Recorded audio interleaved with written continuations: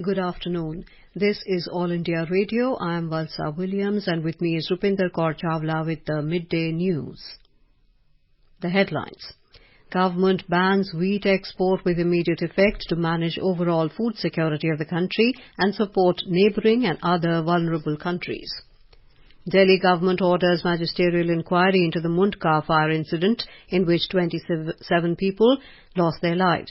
President Ramnath Kovind embarks on a two-nation visit to Jamaica and St. Vincent and the Grenadines. Vice President M. Venkaiah Naidu calls for enhancing the quality and capacity of agricultural research in the country. Communications Minister Ashwini Vaishnav launches Gati Shakti Sanchar portal to facilitate smooth deployment of digital communications infrastructure across the country. 9 new judges appointed to the Delhi High Court. In badminton, India to play its first ever final in the Thomas Cup against Indonesia tomorrow. Jharkhand enters the finals of Hockey India Sub-Junior Men's National Championship, second semi-final to be played between Haryana and Uttar Pradesh at 3 this afternoon.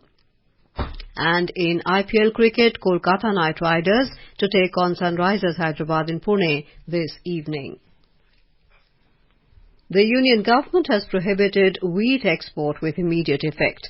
Directorate General of Foreign Trade issued a notification in this regard yesterday. It has been stated in the notification that amendment in the export policy of wheat has been done in order to manage the overall food security of the country and to support the needs of the neighbouring countries and other vulnerable countries.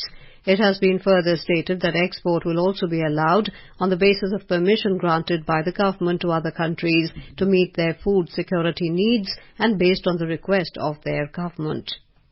Vice President M. Venkaiah Naidu today called for enhancing the quality and capacity of agricultural research in the country to achieve substantial gains in agri-productivity and increasing farmers' income. He suggested for increasing the expenditure on research and development, which is currently less than 1% of agricultural GDP.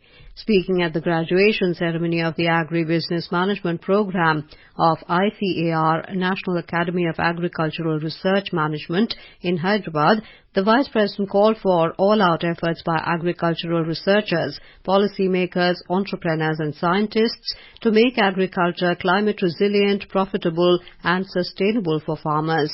Mr. Naidu emphasized that agricultural universities must consider it their bounden duty to develop new techniques and methods of sustainable production and also to take these developments to the last farmer in every part of the country.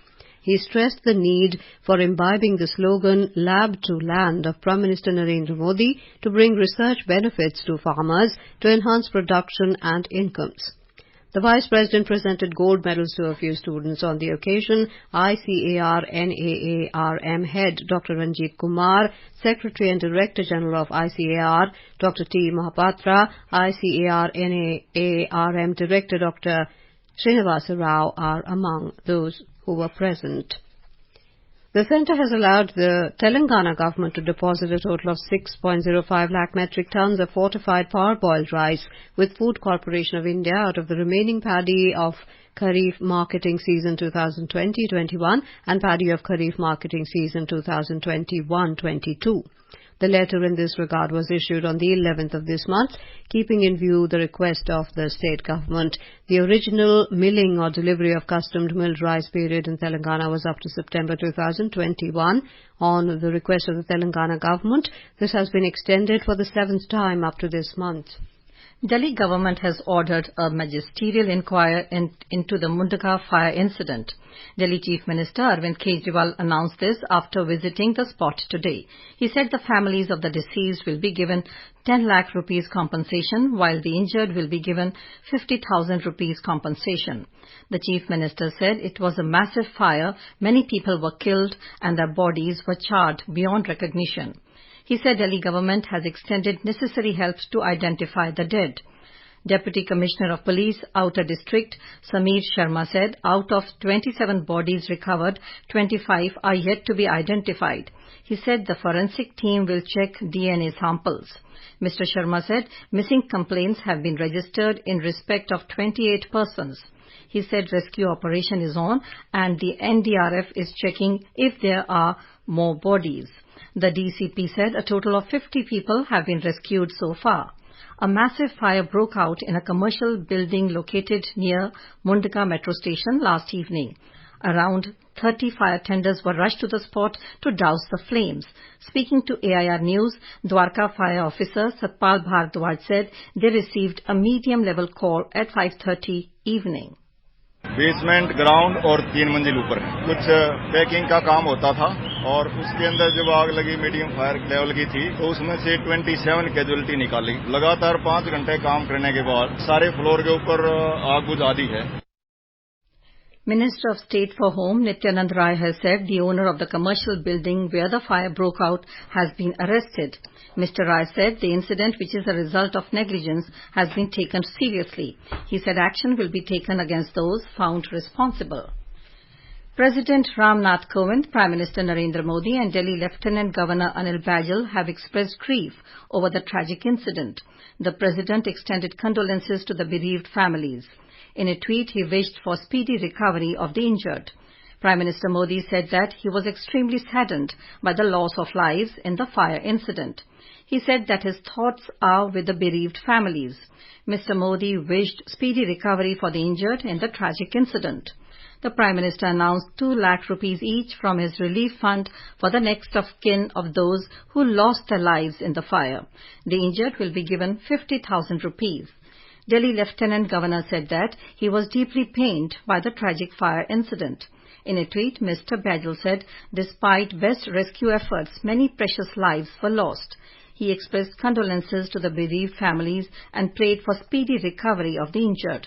The Lieutenant Governor said, even as we go into the details of causes behind the tragedy, immediate steps should be taken by all concerned to ensure that such incidents do not recur.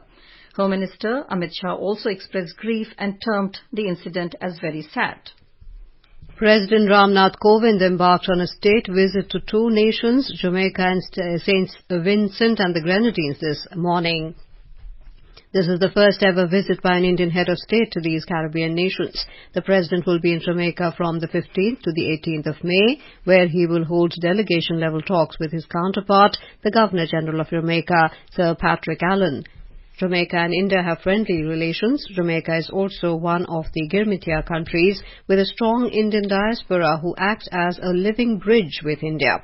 Mr. Kovind will also pay a state visit to St. Vincent and the Grenadines from the 18th to the 21st of May and hold discussions with his counterpart, Governor-General Ms. Susan Dugan. Our correspondent accompanying the President has filed this report. The visit of the President Kovind to Jamaica and St. Vincent and Grenadines assumes importance as both these nations are active members in the Caribbean community. The first ever head of state visit to these countries is a continuation of India's high-level engagement in the Caribbean region and emphasizes India's continued commitment to work with small island developing countries. This is Arun Kumar Singh for AIR News. In Uttar Pradesh, videographic survey of the Gyanvapi Mosque premises in Varanasi resumed today amidst high security. A team of over 35 people led by court-appointed commissioners carried out the operations at the mosque complex. Varanasi Police Commissioner A. Satish Ganesh said the survey went on peacefully, adding that the work would continue tomorrow as per court orders. Meanwhile, heavy police deployment was witnessed in the area and shops within a radius of 500 meters from the mosque were shut. Earlier, the Supreme Court refused to put a stay on the process. The videographic survey is being conducted as per the orders of a Varanasi court. The court has directed the Varanasi District Administration to complete the survey by the 17th of May and present a detailed report before it.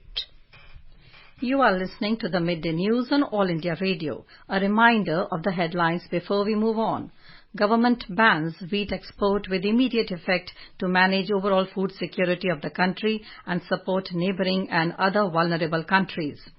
Delhi government orders magisterial inquiry into the Mundaka fire incident in which 27 people lost their lives. President Ram Nath Kovind embarks on a 2-nation visit to Jamaica and St. Vincent and Grenadines. Vice President M. Venkaiah Naidu calls for enhancing the quality and capacity of agricultural research in the country. Communications Minister Ashwini Vaishnav launches Gati Shakti Sanchar portal to facilitate smooth deployment of digital communications infrastructure across the country. 9 new judges appointed to the Delhi High Court. In badminton, India to play its first ever final in the Thomas Cup against Indonesia tomorrow. Jharkhand enters the finals of Hockey India Sub-Junior Men's National Championship. Second semi-final to be played between Haryana and Uttar Pradesh at 3 this afternoon. And in IPL cricket, Kolkata Knight Riders to take on Sunrisers Hyderabad in Pune this evening.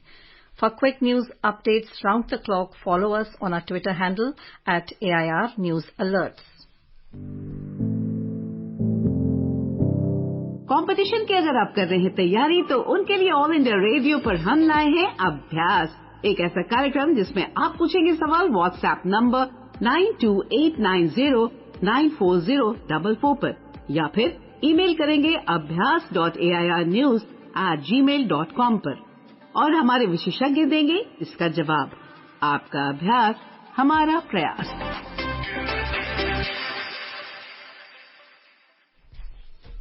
Minister of Communications, Electronics and IT Ashwini Vaishnav launched the Gati Shakti Sanchar portal in New Delhi today. This integrated and centralized portal will facilitate smooth deployment of digital communications infrastructure across the country. To streamline the process and for faster clearance of right-to-way application with transparency, accountability and effective monitoring of various digital-based projects, this portal was envisaged. Speaking after inaugurating the portal, Mr. Vaishnav said this portal will surely help in the rollout of 5G network across the country. He said integration of various infrastructures on this portal will help get clearance of right-to-way application within a span of 20 to 22 days. The Gati Shakti framework basically for integrated planning, integrated execution of all infrastructure services, whether it is highways, railways, waterways, cable, electricity, transmission line, railway line सब जगह जा रही है, highway देश भर में लंबा चौड़ा नेटवर्क है, क्यों न इसके अलोंग पहले से ही केबल डक्ट्स बना दी जाए। तो अब उस केबल को भारत नेट के लिए भी यूज कर लो और कोई भी टेलीकॉम सर्विस प्रोवाइडर अगर यूज करना चाहे तो वो भी यूज कर ले। ये सोच है, ये थॉट प्रोसेस है जो कि गति शक्ति। Union Health and Family Welfare Minister Mansukh Mandavia said that Ayushman Bharat digital mission is transforming the healthcare sector and bringing revolutionary change to the lives of all citizens. In a tweet today, he said over 21.9 crore Abha IDs have been created and 53,341 health facilities have been registered under the mission. He said 11,677 healthcare professionals have also been registered so far. The Ayushman Bharat digital mission aims to develop the backbone necessary to support the integrated digital health infrastructure of the country. It will bridge the existing gap amongst different stakeholders of healthcare ecosystem through digital highways. Union Home Minister Amit Shah will inaugurate the National Cyber Forensic Laboratory in Hyderabad this afternoon. During his day-long visit to the city, Mr. Shah will take part in a couple of programs. Mr. Shah will also address a public meeting on the concluding day of the month-long Praja Sangram Yatra, Phase 2, taken up by the BJP State President and Lok Sabha member B. Sanjay Kumar. The President has appointed 9 advocates as judges of the Delhi High Court. In a press release, Ministry of Law and Justice said, Tara Vitasta Ganju, Mini Pushkarna, Vikas Mahajan, Tushar Rao Gedela, Manmeet Preetham Singh Arora, Sachin Datta, Amit Mahajan, Gaurang Kant and Saurabh Banerjee have been appointed as judges of the Delhi High Court in that order of seniority with effect from the date they assume charge of the respective offices. The Supreme Court Collegium, led by Chief Justice of India N.V. Ramana, had recommended their names for appointment. Over 191 crore 15 lakh COVID vaccine doses have been administered in the country under the nationwide vaccination drive so far. The Health Ministry said over 15 lakh vaccine doses were administered yesterday. It said more than 17 crore 49 lakh balance and unutilized COVID vaccine doses are still available with the states and union territories to be administered. A total of 2,858 new COVID cases were recorded in the last 24 hours. India's active caseload currently stands at 18,096 and the recovery rate stands at 98.74%. A total of 3,355 COVID patients recovered in the last 24 hours and 11 deaths were reported. The National Aerospace Laboratories, NAL, based in Bengaluru, has successfully validated the digital anti-skid brake management system developed for Saras Mark II 19-seat light transport aircraft. The state-of-the-art brake-by-wire electro-hydraulic braking system is developed for the first time in India for civil aircraft by NAL, which is part of CSIR Labs. The taxi trial of the anti-skid brake system was conducted at the speed of about 30 knots and the results were highly satisfactory. In Jharkhand, the first phase of polling in state panchayat elections is going on peacefully in 1,127 panchayats under 72 blocks of 21 districts. No untoward incident has been reported in the state so far. Secretary of State Election Commission Radhe Shyam Prasad told AIR News that 40% voting was registered till 11 a.m. Mr. Prasad informed that the election of Panchayat Samiti member in one constituency each of Chhatra and Bokaro district has been postponed due to error in ballot papers. Voters can cast their votes till 3 p.m. People are flocking to cast their votes at most of the polling centres despite the scorching heat.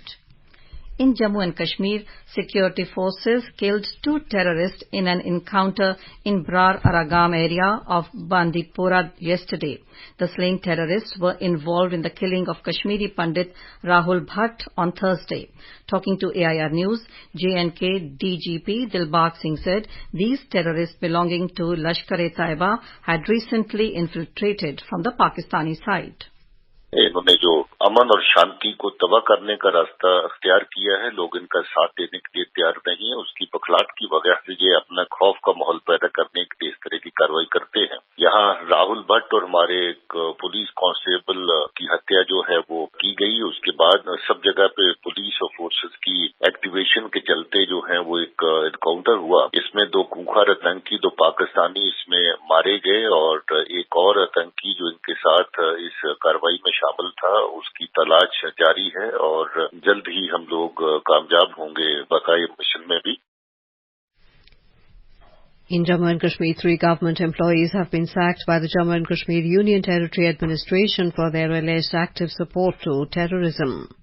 As per the order issued by General Administration Department, the trio, identified as Altaf Hussain Pandit, a chemistry professor in Kashmir University, Mohammad Maqbool Hajam, a teacher in the School Education Department, and Ghulam Rasool, a Jammu and Kashmir police constable, have been terminated from government service over terror links.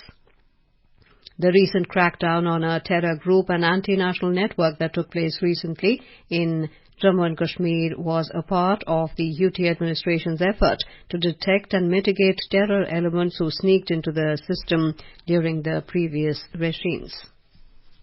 Chief Justice of India N.V. Ramana today laid the foundation stone for the construction of the new High Court complex at Rakhi Gund in Bamina area of Srinagar. Speaking on the occasion, Union Minister for Law and Justice Kiran Rijiju said the construction of the new High Court complex in the outskirts of Srinagar city would go a long way in strengthening the judicial infrastructure. He said it will house diverse ancillary legal facilities at one place and deliver justice to the people at the grassroots level of the region. As our nation celebrates the 75th year of independence, a series of events are being organized by the government as part of Azadi Ka Amrit Mahotsav. To commemorate the occasion as a Janotsav, All India Radio News brings its listeners a special quiz on India's freedom movement and its glorious history. The quiz is being conducted every Monday and Tuesday in Morning News. The next question of Amrit Mahotsav quiz will be shared with listeners on Monday, that is 16th of May. And now, let's listen to a special program, Azadi Ka Safar, highlighting the importance of the day during the freedom struggle. Azadi Ka Amrit Mahotsav.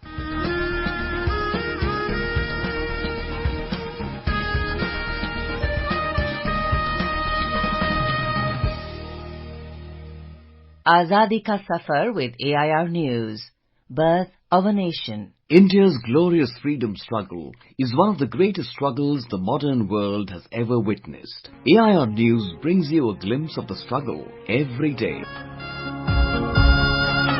On the 14th of May 1857, during the First War of Independence, Bahadur Shah Zafar set up a national government at Delhi. After the outbreak of the First War of Independence against British rule at Meerut on the 10th of May 1857, when the revolting sepoys of the British Indian Army came to Delhi and implored Bahadur Shah to accept their service, he responded to their appeal and assumed leadership of the uprising as the Emperor of Hindustan.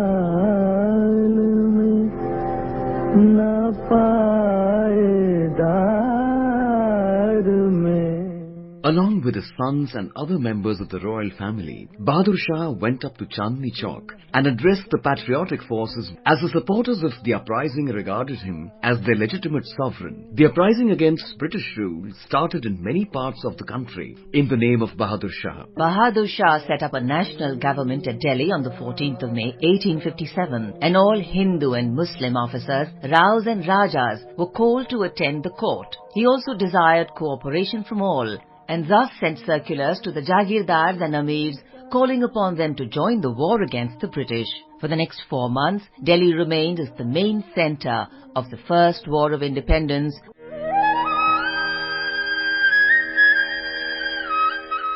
We remember freedom fighter Arun Chandra Guha, who was born on the 14th of May 1892 in Barisal, Bengal. Guha ran Saraswati Library, through which he published his writings to arouse national sentiment. Guha also published a weekly journal titled Swadhinta that was banned in 1930, and 4 of its editors were convicted for sedition by the British. Arun Chandra Guha joined the Jugantar Party in 1906. He was arrested and detained multiple times for his participation in the activities of this party. He was also arrested during the non-cooperation movement in 1920. After his release, he became a part of the West Bengal Pradesh Congress Committee. Subsequently, Guha joined the All India Congress Committee in 1923, where he continued as a member for 26 years.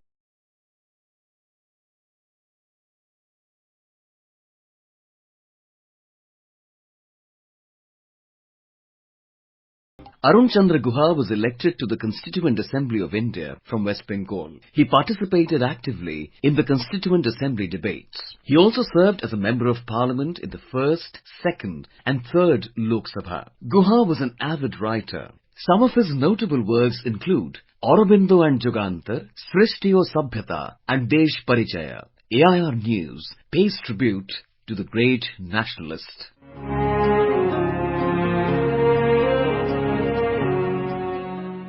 We also remember Sudhanshu Bimal Chanda, who hailed from Chittagong. Sudhanshu was an active member of the Anushilan Samiti. He was arrested for his revolutionary activities on the 31st of May 1935 and detained in the Chittagong jail. Put under village domicile at Keshapur, Jessore in 1935, he died on the 14th of May 1936. We salute freedom fighter Sudhanshu Bimal Chanda.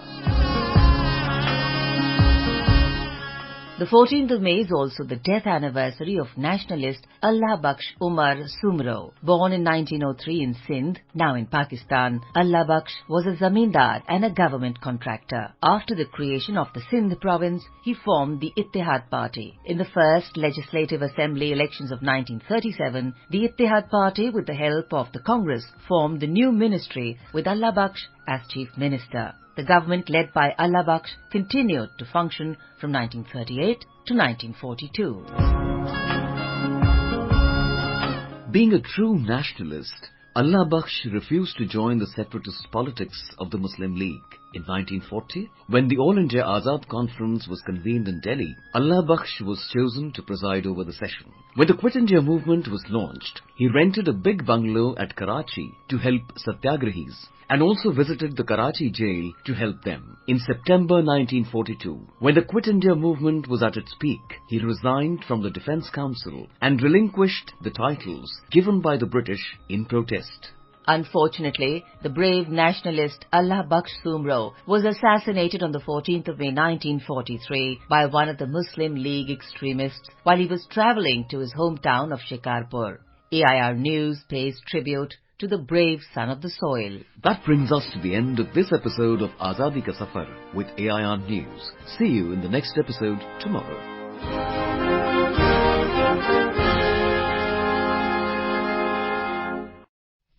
All India Radio News brings you a weekly interactive program, Abhyas, aimed at reaching out to students and job seekers preparing for competitive examinations.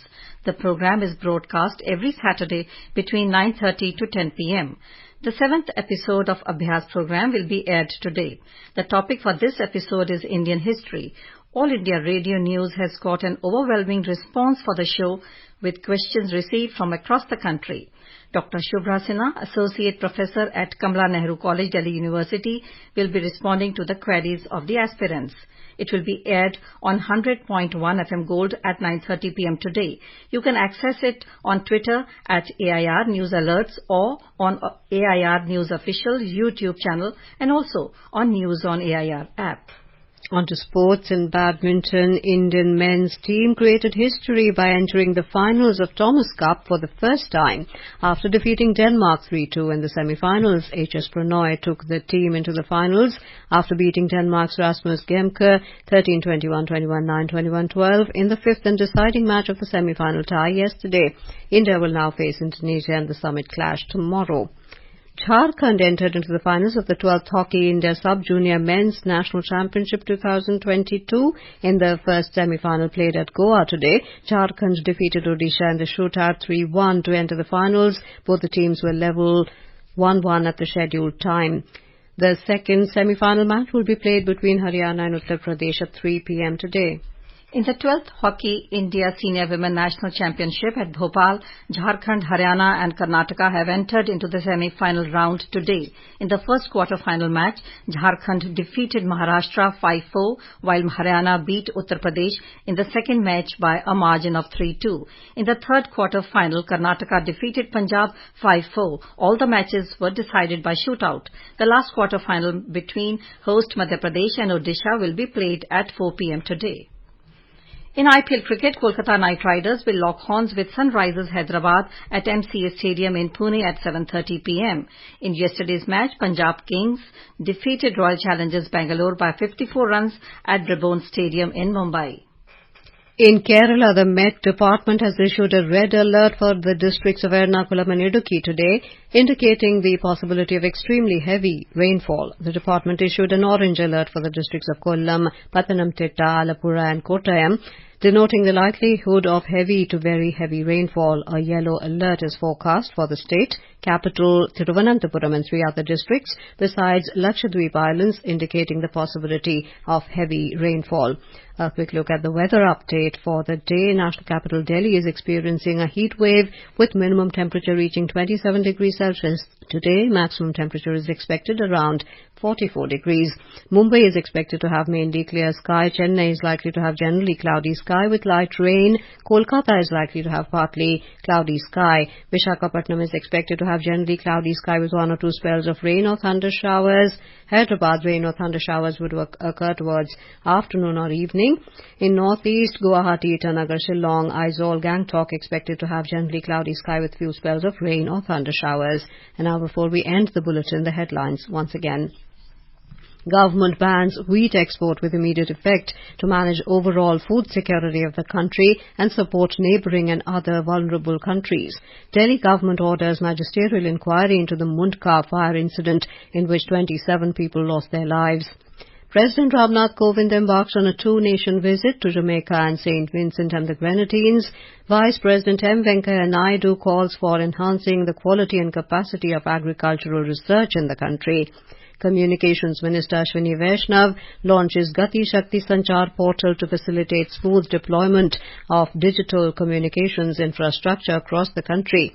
9 new judges appointed to the Delhi High Court. In badminton, India to play its first ever final in the Thomas Cup against Indonesia tomorrow.